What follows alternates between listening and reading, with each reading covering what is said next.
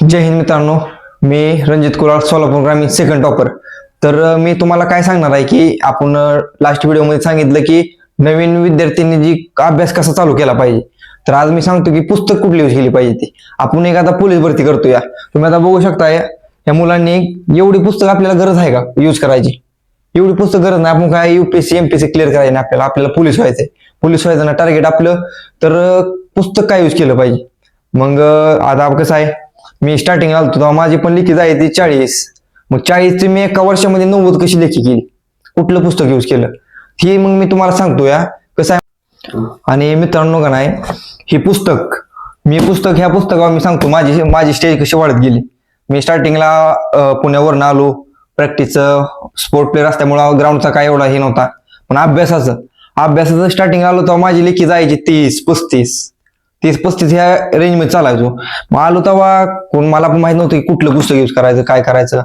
मग आमच्या सरांनी वगैरे सांगितलं की पुस्तक सह्याद्रीचं स्टार्टिंगला यूज करायचं. स्टार्टिंगला 35 पासून ते 80 पर्यंत जाईपर्यंत मी सह्याद्री यूज करत होतो. तुम्ही का नाही सह्याद्रीचा ठोकळा जर परफेक्ट केला तर 80 पर्यंत इझी आरामात जाणार. कारण की ह्याच्या बाहेरचं 80 मार्काचं काय सुद्धा येत नाही. जी 20 मार्क असते ती सगळ्यांसाठी टप आहे. 20 मार्काचं वर सगळ्यांसाठी टप आहे.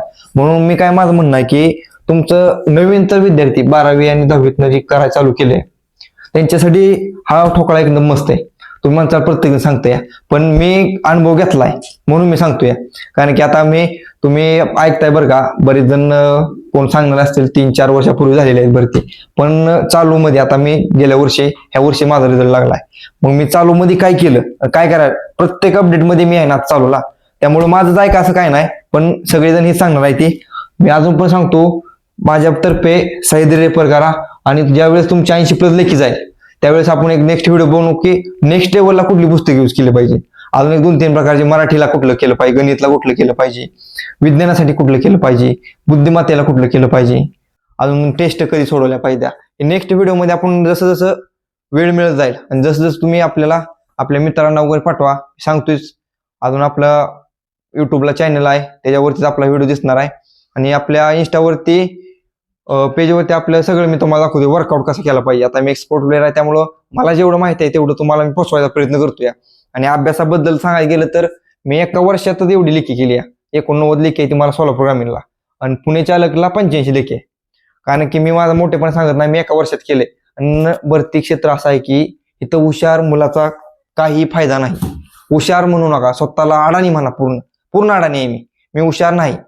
फक्त एवढं समजायचं की मला काहीच येत नाही, रिव्हिजन झालं पाहिजे. माझं प्रत्येक टॉपिकवरती रिव्हिजन झालं पाहिजे. 15 दिवसातनं तुम्ही आता एखादा गणिताचा टॉपिक घेतला, आज हे टॉपिक केले, तर 15 दिवसातून त्या टॉपिकवरती रिव्हिजन झालंच पाहिजे. मग असं रिपीट पूर्ण रिपीट ज्यावेळेस तुम्ही एखाद्या टॉपिकवर 10 वेळा रिव्हिजन होईल. ज्यावेळेस तुम्ही पेपरला बसलाय, म्हणजे माझी एक स्टोरी सांगतो. मी सोलापूर ग्रामीणच्या पेपरला मी GS चा एवढा अभ्यास केला ना, एवढा अभ्यास. कारण की आम्हाला आधीच सांगितलेलं की आपला पेपर GS वरही पडतो. मागच्या 3-4 वर्षाचा तुम्ही एकदा आलेख काढा. आणि बघितलं मी बरं का, GSच होतं. मग सोलापूर ग्रामीणला मी बेंचवरती बसलो पेपर, तर अक्षरशः मला हसू येत होतं. ती मला आमचं जे आम्हाला इन्चार्ज होतं PI सर, ते मला येऊन विचारायला लागले का हसतोय तो का हसतोय. मग मी त्यांना सर म्हणलं की सर मला असं वाटायला लागलंय की मला आधीच यांनी पेपर दिलाय, मी आधीच बघून आलोय कुठनं ते पेपर.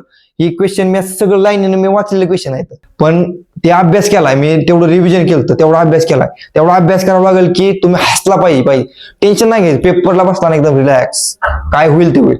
एक तर टेन्शन घेतलं तर मार्क तर कमी पडणार आहे, मार्क तर वाढणार नाही. त्याच्यापेक्षा एकदम रिलॅक्स राहून जर तुम्ही पेपर दिला तर अजून चांगलं होणार आहे. आणि आपल्या अशा जर तुम्हाला मोटिवेशनल पण समजा अजून अभ्यासाबद्दल जर टिप पाहिजे असल्या तर आपल्या चॅनलला सबस्क्राईब करा आणि आपल्या इंस्टाच्या पेजला फॉलो करा आणि बेल आयकन क्लिक दाबायला विसरू नका. जय हिंद.